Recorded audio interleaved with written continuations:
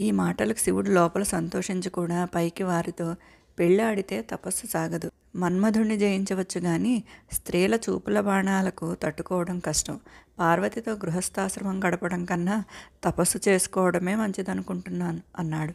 ఇందుకు బ్రహ్మ మొదలైన వారు ఒప్పుకోక గృహస్థాశ్రమమే గొప్పదని, భార్య లేనివాడిని ఎవరూ గౌరవించరని, శివుడు గృహస్థుగా ఉంటూనే తపస్సు చేసి రాజయోగిగా జీవించడం వల్ల లోకాలకు మేలు కలుగుతుందని హెచ్చరించారు. వారు చెప్పినట్టే చేస్తానని మాట ఇచ్చి శివుడు బ్రహ్మ మొదలైన వారిని పంపేశాడు.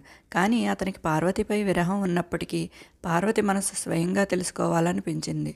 అందుచేత ఆయన ముసలియతి రూపం దాల్చి దండము కమండలము ధరించి పార్వతి తపస్సు చేసుకుంటున్న చోటికి వెళ్ళాడు.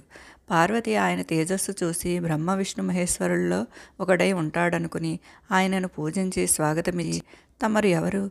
నేను తపస్సు చేసుకుంటున్న ఈ తీర్థ ప్రాంతానికి ఎందుకు వచ్చారు అని అడిగింది.